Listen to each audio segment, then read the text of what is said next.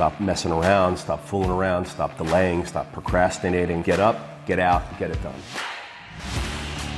Everything is possible, nothing is a problem, and anything can be overcome. I just get my ass up out of bed, I get my shit together, and I get out and I start the fight. And that will transform you from a mere mortal into a superhuman being. I've never, ever, ever met anybody who told me that they got rich watching their IRA or their 401k.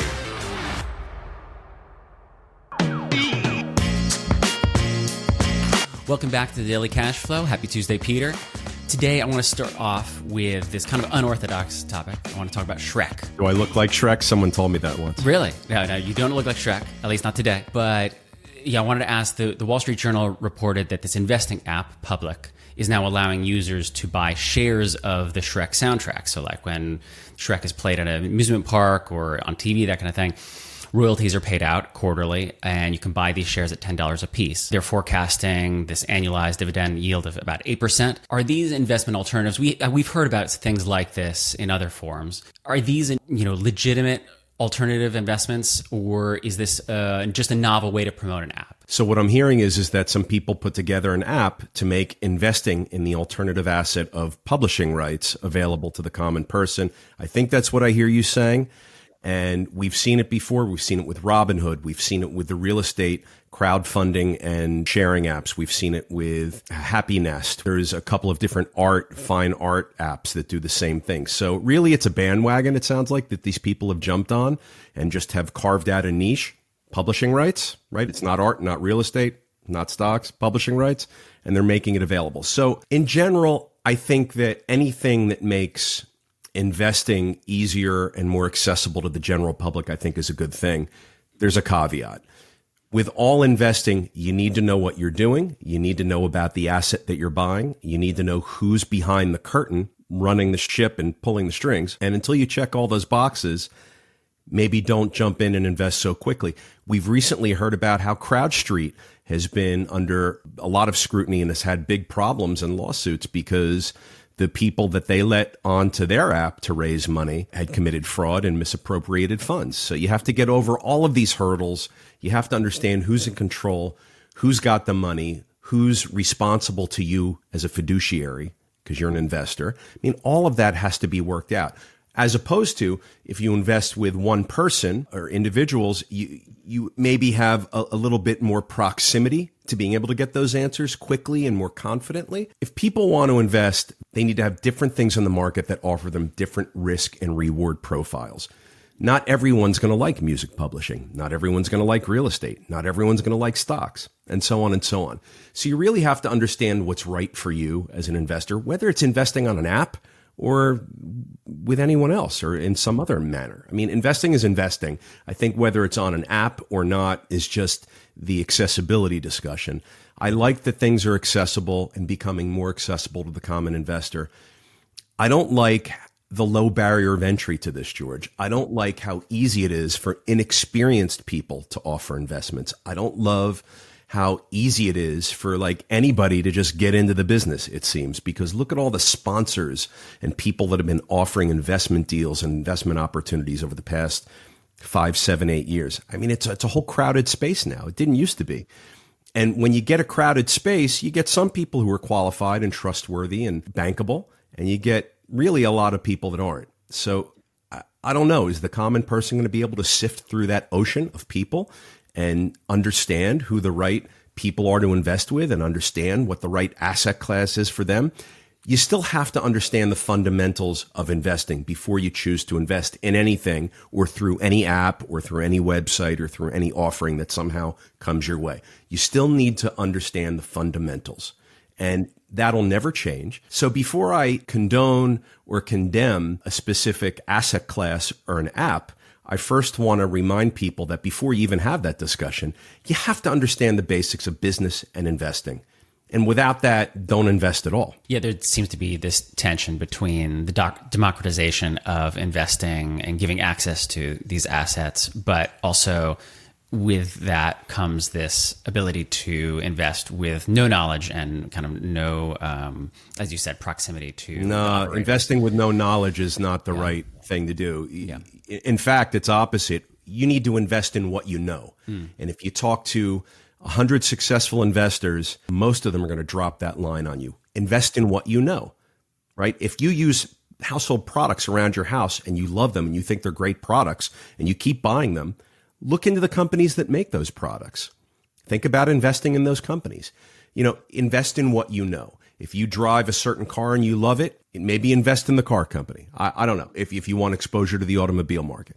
If you live in an apartment building and it's a great experience for you and you think that your property manager is doing a great job, ask them if they have investment opportunities, or ask them who the owner is or who the sponsor is of the deal that put together the money to buy this apartment building. Maybe you want to participate. I don't know. Look, you got to be an accredited investor to do most of these things. But for these apps that offer a minimum $10 investment to get in, it seems like they're not addressing the accredited investor market. Instead, they want to go to the non-accredited investor market, and they're probably a Regulation A fund. So my guess is that the app Public is a Regulation A fund, and when you invest your $10, you're pooling your 10 with everybody else's 10, and you get your certain share of the asset. And you really need to look into all of that. You need to understand what the sponsors of the app get. So if you get 8% on your $10 investment for investing into the Shrek soundtrack, what do the sponsors of this app do? The people that own the app and put it together, do they get 80%? Do they get 100%? Do they get 2%? Like what? Do they just get a management fee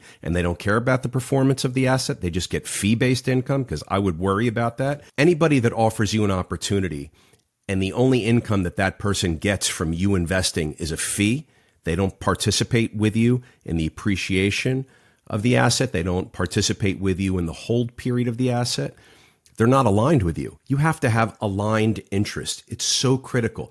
As an investor, I want to know that when I put my money into a deal, that the person I'm putting my money with also has money in the deal at an equal or greater amount than I do.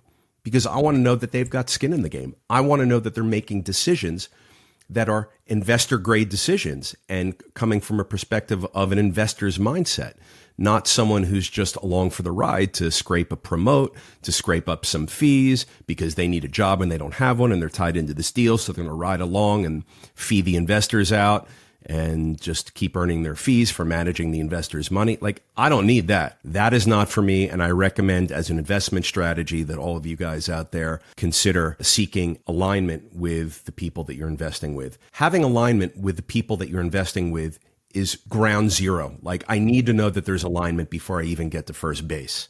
Like, if you're not putting money in the deal and if you're not at risk to an equal or greater amount than I am, even though you're promoting me, even though you're getting your fees, even though all of that stuff, if you're not aligned with me, I'm not investing. Period. End of discussion.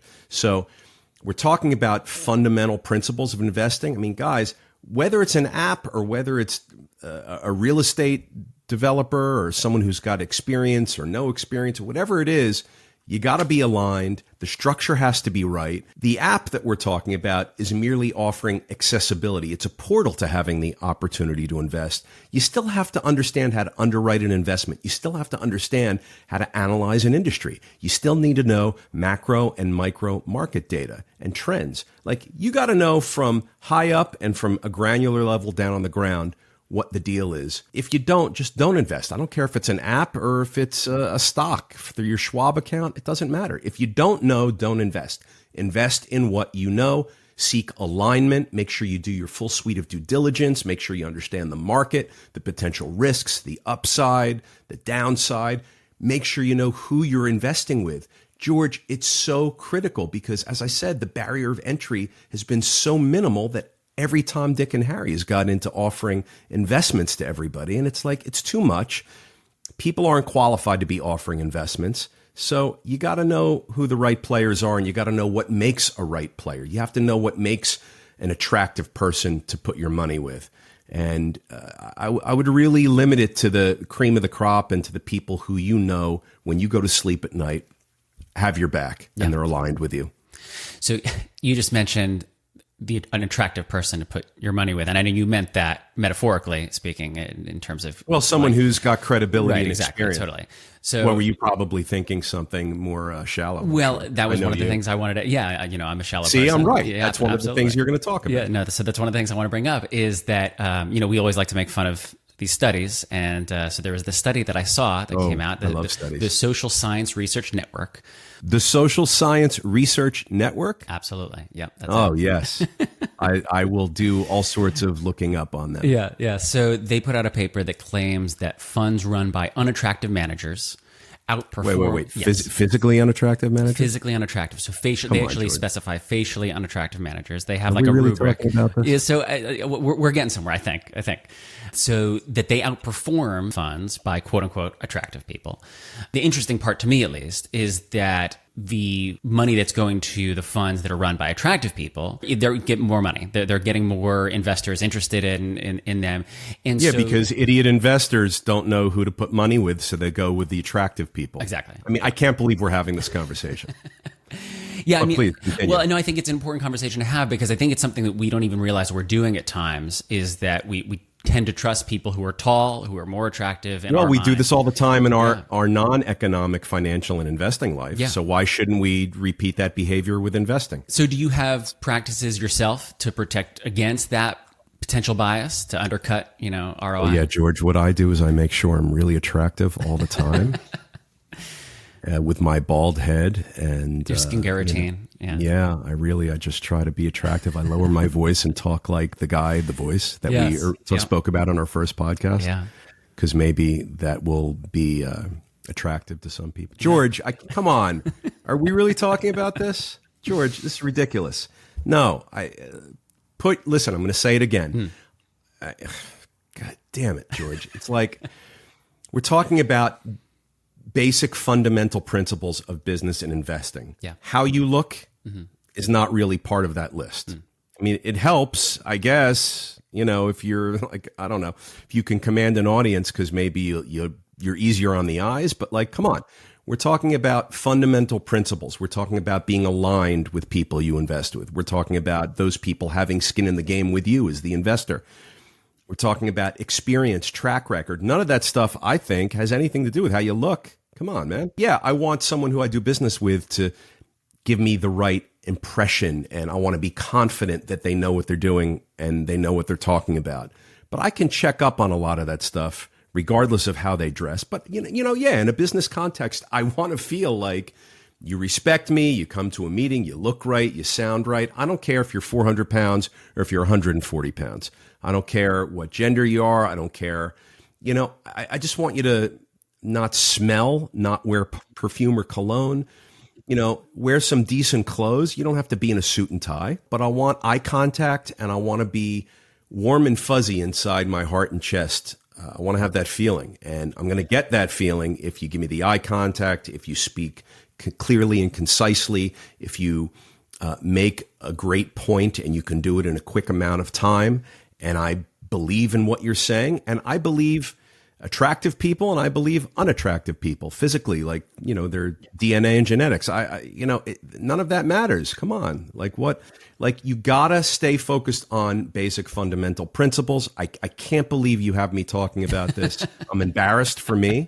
And don't ever bring up this topic with me again because our listeners need to move on to other more important things. I won't. Never again. So please. To move on to more important things, it's Halloween.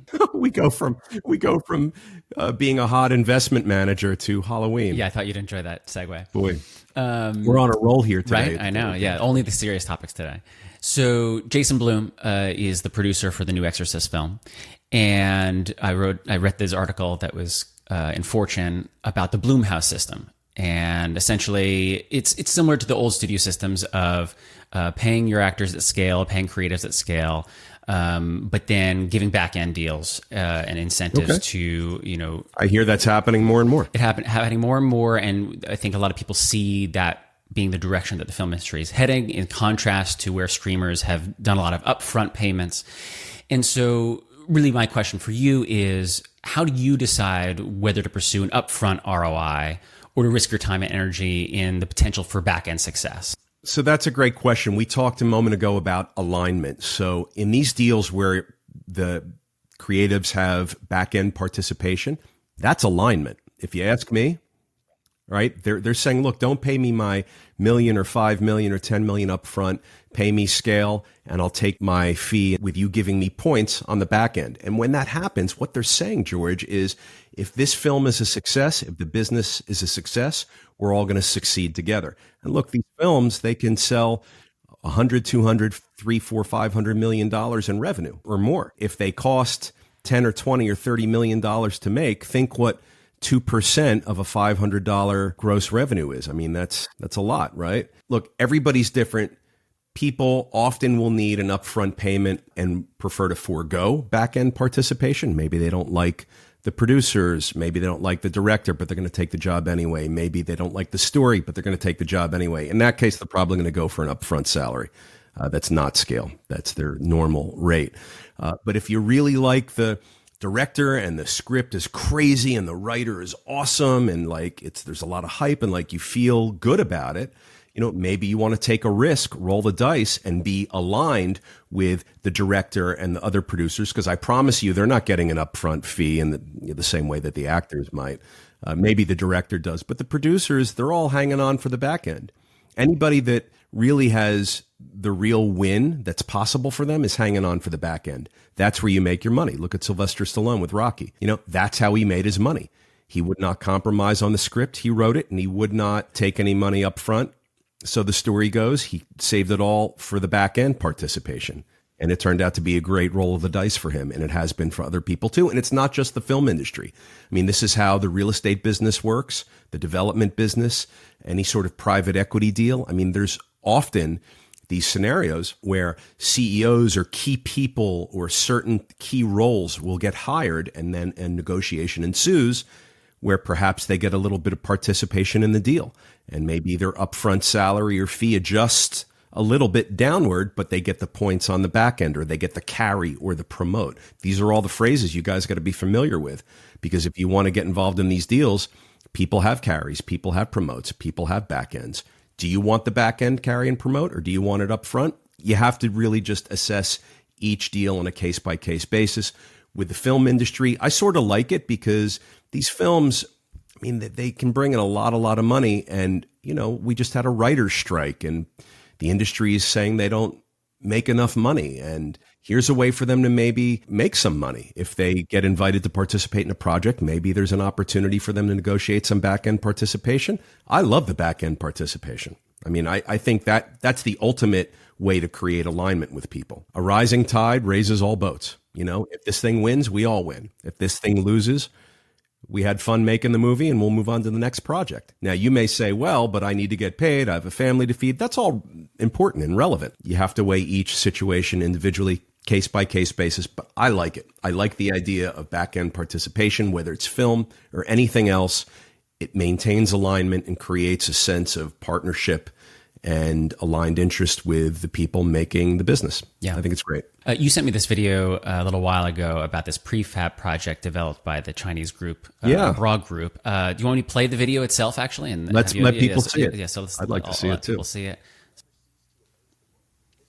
That's it. Look at them. Those cranes are assembling modules, and it happens fast. And I love to see everything fold out, like the floors fold down, the walls fold in and create the exterior walls, the window walls fold down. I mean, everything's packed. It's so ingenious the way they manufacture these and then assemble them. It's like when you unpack a toy as a kid and you have to assemble it, and they make it sort of easy for you to do that. That's what this reminds me of. I think this is great stuff.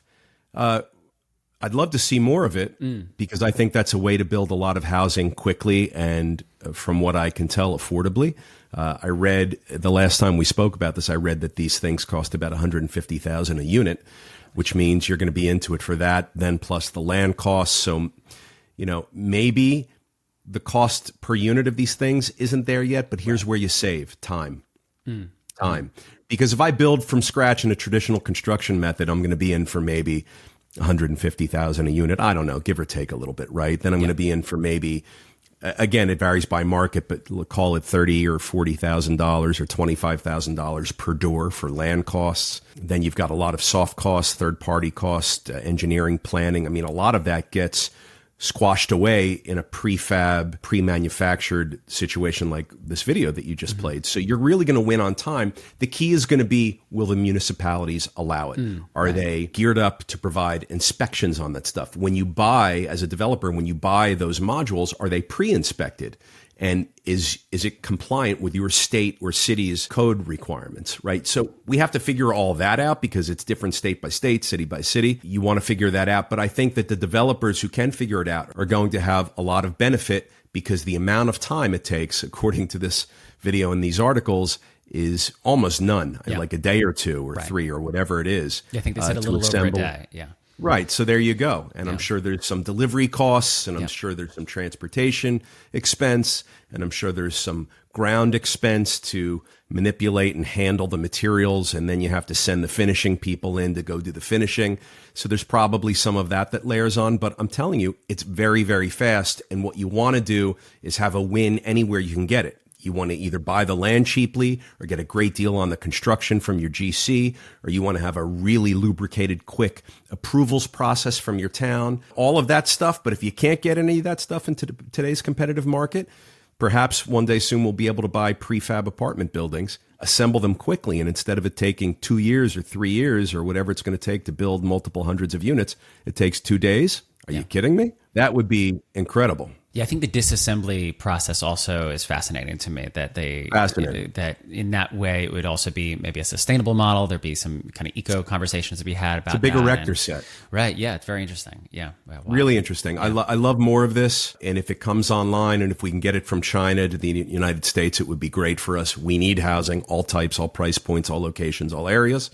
And this would be a great way. What we need is land. We need land for these things to go on. But it would be a great way to build a lot of housing quickly. And it seems to me the upfront costs might be similar to traditional construction methods, but where you're really going to win is the time, because I'd love to just close my eyes, clap my hands, and poof, have a 200-unit apartment building right in front of me. It wasn't there 24 hours ago, but now it's there. I mean, that's a game changer. You can go right to leasing and absorption at that point. Market the building, start leasing up the units, assuming you get all the sign-offs and the permits closed out from the local code office. Yeah, the legislation thing is that was the challenge. I was going to ask you what challenges you foresee, and that's definitely something that will take a lot of kind of finesse. Well, it's so new and it's so I don't know what the word is, but I'm going to say wild. Mm-hmm. Yeah, that there isn't a book of code or rules or law that would address that. That would all have to be written and adopted and argued over and negotiated. And there'd have to be some ordinances that allow for it at the local level. The states would have to allow for it. The national construction associations and their various forms would have to approve it. I mean, that's a big, heavy lift. But hey, if China can do it, maybe we can. But I like this. I think that's definitely a leading solution potentially for our housing crisis. Yeah. I'll keep an eye on it. It seems cool. So Globe Street, not Globist, reports that while there appears to be an abundance of multifamily development in progress, it's not equally distributed. That it depends largely on asset type, on geography, price point. So Sunbelt, Class A construction. We spoke about that. We've spoken about this. So Sunbelt and Class A. Yeah. And so what are your thoughts on this, and how should it affect investors' view of the market in general? Well, don't invest in a Class A new development in the Sunbelt unless you're buying it from the bank and stealing it, because there's going to be some of that. There's going to be some foreclosures. There's going to be some failed projects. If you can do that, that's good. But otherwise, right now, for me, I want to stick to supply-constrained markets where the demand is still high. In our area of the world, in the Northeast Corridor, the New York MSA, very supply-constrained and very high demand still. So this region of the country hasn't seen rent pullbacks. We've seen lower and lower annual year-over-year increases, but we haven't seen rent reductions or rent pullbacks. The Sun Belt, parts of South Florida, they're seeing rents pull back. Those are different market characteristics. So for me, I'm always looking for the most limited supply opportunity with the highest demand that there is in that market. I want high demand and not a lot of supply. That is the first condition you need for a successful business or a successful investment.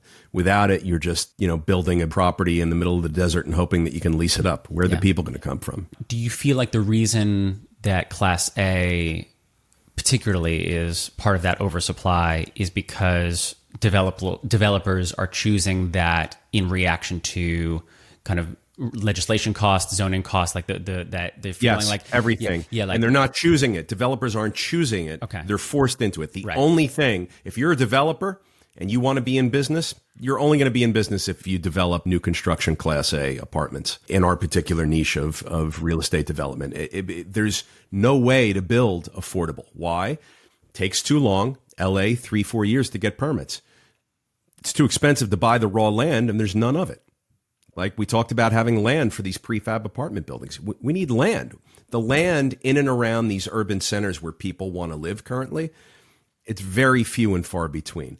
There's land in the middle of the desert. There's land out by Coachella. We heard about the development deal that got squashed because the desert rats were going to be compromised and the NIMBYs came out. The only way you can make money and have a successful go of it as a developer 9 out of 10 times is by building Class A multifam. Yeah. You can't build affordable. They want you to allocate 20, 30, 50, 80, 100, whatever it is of the building to affordable housing. And that's great, but it's only great if I get the land for free from the state or the city because I can't afford to pay for the land and then build affordable. And it's only great if I have a 7-second process from permit applications to approvals because if it takes 2 years or 3 years, it's just forget it. Like it's just not going to happen.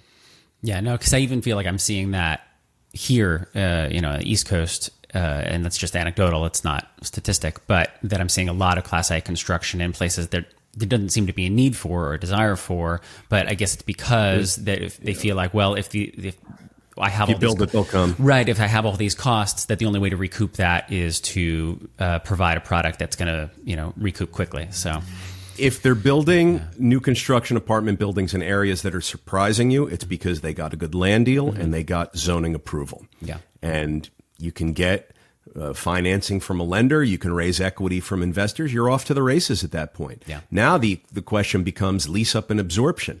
How long will it take you to construct? And when can you start leasing up and signing leases and taking deposits? And what will the rents be?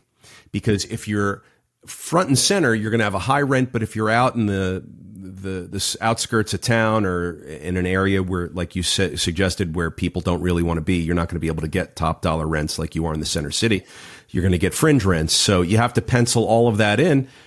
But those are the only deals that can get done for a long time now is these new construction Class A. Look, we need it. We need all this stuff. And maybe some of that stuff will go financially south and people will scoop it up and they'll offer the units for rent at an even lower price because their basis is less now. And now they can compete because they don't have such a high basis that they need to maintain with higher rents. So maybe that'll all be good as the free market plays out with this stuff. But it's impossible to build at a good price right now. Construction's high. Zoning and approvals is like, cheese grating your eyeballs. And the time it takes, look, in my states, it's crazy. It takes a lot of time. I don't know who would agree to go through that process unless there's such a wind at your back, like there's nothing but forward motion propelling you forward that, if some of these things take a little longer, cost a little more, it's really going to be okay at the end of the day because your financing is so cheap or you're going to be able to rent up at a high rent or whatever. It's really, really tough. That's why all the Class A is getting built because they can get the money from both equity and debt and they can pencil in rents because there's a housing shortage and you're going to rent an apartment. The key is for how much. So if you project $2,500 and you're wrong and, hey, it's $2,300 that you got the lease signed for, it's probably okay. It's not going to kill you. But if you pencil in $2,500 and you can only get $1,500, that's a problem. Our business of multifamily housing is pretty stable around price points. You never really see rents crash 50, 80%.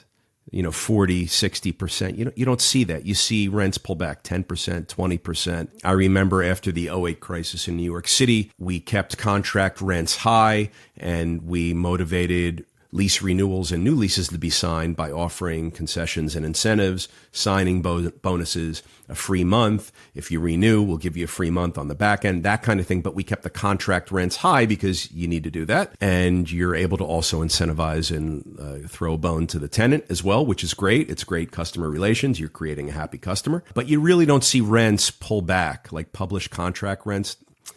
I'm not saying they couldn't, but we really haven't seen that. And at the last cycle, again, going back to '08, '09, 2010, when we were kicking the can and doing what we could to keep buildings occupied, we saw the use of concessions and free rent and signing bonuses and things like that. We didn't see rents pull back. Rents may pull back. In prime areas, maybe they pulled back 5%. And in tertiary areas, back then, they pulled back maybe 10 to 15%, but never have I seen 30 or 40 or 50% rent reductions. Mm-hmm. And I'd be surprised if we see that now. Yeah, totally. Last week, Charles Feeney died at the age of 92. Great story. Yeah, he was well known. I mean, not that he died, no, but of course. His life and what he did. Yeah, the legacy of giving away billions of dollars after establishing success through the duty-free empire that he built. A true entrepreneur. Yeah. I know philanthropy is a big part of your own life. Where does that impulse come from, and how do you assess the best or most effective way to give? Well, the impulse comes from you want to give back. I want to give back. I'm so lucky and fortunate to be where I am, number one. Number two, people need money. Society needs these things to get funded. They don't get funded often from government sources, from taxpayer sources, public funds. Even in private fund, it's hard. The world of charitable giving is fueled by people that want to make a difference and be a part of something because they've worked to a point or have had success to a point where they're able to do it. So they do. I'm in that category. I mean, I really want to have an impact. There's a few things that are important to me and I stay connected and close with them and I fund them and I participate. And, I like to say yes when they call. Sometimes I can't, but most of the time I can. And it's important to do that. People need jobs. People need great paying jobs. People need food. They need water. And these great charities, these great arts organizations, these great causes, they need money. They can't just find it anywhere. So they need to have people and an audience who resonates with them, and they have to be triggered and motivated to contribute and write checks. I mean, it's an important thing, George. And it starts with the brownie and bake sales at your kid's school for the football team jerseys, or the Girl Scouts or Boy Scouts events that they throw. Or as we get older, there's different things. Our workplace, they'll have the office will create a team and run in the New York City Marathon. And it's all for charity. I mean, this is all great stuff. And it's so important. It fills such an important gap and need in our world and society. We need more of it, and we need more people to get involved. And it's important to me to help support these organizations and people. And I hope it is to you too. Yeah, no, and kind of what you're saying there is it doesn't require you to be a billionaire or a millionaire in order to do that. No. No. Just get in the game. Right, exactly. That you can. It's a practice and kind of an ethos that you can adopt within your life, regardless of what your income tax bracket is. Look, there's lots of ways to justify it. You can take a tax write-off if you're just going to be completely numerical and economic about it. From what I'm told, the Bible references charity quite a bit, and other religions do. So you can use your religion to justify these charitable decisions. Maybe someone who you know or love or who is close to you has struggled with something in particular.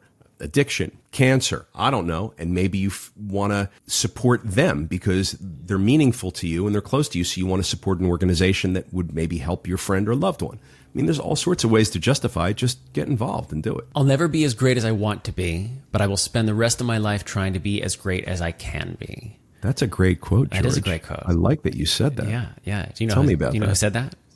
Who said that? I think you said that. Unless I'm mistaken. And so what about that mindset is particularly important to you? And what does that look like in practice on a day-to-day basis? So what's important to me about that is that for me, it implies forward motion, never stop moving forward. I'm going to keep trying. I'm going to keep standing up when I fall down because I want to be better than I was a moment ago, a day ago, a month ago, a year ago. And to me, forward motion and always continuing to move forward is so important. It drives everything about me. Like, I never want to feel like I'm not progressing, learning, moving forward, growing. And so I think that's what the connection is for me with that. You know, I don't want to stop loving you. I don't want to stop working. I don't want to stop caring for people. I don't want to stop enjoying life. I don't want to stop having fun. I don't want to stop any of it. You know, like I want to keep going. The second you stop, you're done. You know, you're done. Maybe it was one more attempt at that thing and you would have gotten it. Maybe it was, you know, one more read through of the book and you would have understood it. Maybe it was one more practice on the guitar neck trying to do that Led Zeppelin riff and you would have nailed it. But if you stop, you're never going to get there. If you stop, you're never going to achieve. If you stop, you're never going to be able to give the caring and love that the people who rely on you need, because you've stopped. Yeah. Don't stop. Yeah, something about that I love about that quote is I'll never be as great as I want to be. It kind of acknowledges that it's not a destination, that I think a lot of people view success as like, well, once I get that thing, I will have succeeded, and then great, I'll be good, I'm set. As opposed to this kind of acknowledges that it's the process that you need to fall. Process. Yeah, that you need to fall in love with that. Yeah, as long as you're always in love with the process, then that's the whole completely. thing. Yeah, that's another thing. You poll 100 successful people, they're going to tell you have to love the process. I love the process of business. I love the process of investing. I love the process of building relationships. I mean, I love that stuff. That's why I always do it. And I mean, it's fun, right? If you have fun at what you do, you're never working a day in your life. That's how I view it. That stuff is fun. I love the process. I'm not just looking for a result. I want to put in the hard work. I don't want an easy way around. I don't want to cut corners. I want to put in the grueling investment and time and practice and due diligence and drag my knuckles across the pavement and get bloodied up and beaten up. Like, I want that. I like that. Like that's what's going to ensure my success. That's what's going to help ensure that I know the right way to do things and I learn and grow. I mean, you know, I want to be strong and tough. Mm-hmm. You know, I don't want to be soft because I've never been put to the test. Right. So that's how I feel about that. And then my last question for today, it's not really a question, it's a quote. The last thing you think is the first thing you do. Derek Jeter. Derek Jeter. Very similar to things we've talked about before. Yes, I can. Surrounding yourself with positivity. What's something that you're currently trying to accomplish that requires this? So, George, you know I'm a skier. Mm-hmm. If you tell someone to point their skis downhill and whatever you do, don't look at the tree because you don't want to hit the tree, what's going to be the first thing that they do? They're going to look at that tree. They're going to look at the tree. Yep. They're going to look right at the tree. The last thing you think about, the first thing you do. Yeah. Now, if you point the skier downhill and you say, whatever you do, don't look at the bottom of that wide open hill. They're going to go right there. Right. Yeah. They're going to have a successful run. I believe that. I believe that when we plant these seeds in our heads, it becomes then something that we think about. Mm-hmm. I need to avoid it. Do I need to go towards it? Do I need, like, it's now another thing. It's another element that we have to think about rather than just simple, plain, strip down and just point the skis downhill and enjoy your run. So I think there's a lot of logic to it. I think that athletes know this as a technique. You know, they don't think about the thing that they shouldn't think about. They think about only the things that are going to help them get the result. I think in life we all need that. In business we all need that. Everything we need that. So I love that. I remember when I heard Derek Jeter say that, because I love Derek Jeter. And he was always such a great role model for me. And, you know, I paid attention when he said things. Yeah. With Yogi Berra, you know that I love Yogi Berra. Yeah, Yogi Berra is classic. Yeah. Well, and as far as quotes go, Yogi Berra has got plenty. He's the king. But Jeter wasn't like a quote dropper. Right. But he said this, and I loved it. Yeah. I loved it. So I stuck to it like glue. The last thing you think about is the first thing you do. So make sure that the last thing you think about is something that you want to do. Yeah. Right? Yeah. Yeah, I think that's the implicit message of this is, like, you know, feed yourself the thing that you desire, you know. Yeah. Cool. Well, that's what I got today, Peter. Anything else you want to talk about, touch on before we head out? No, George, thank you. Well, thank you so much for taking the time, and I'll see you next time. Adios.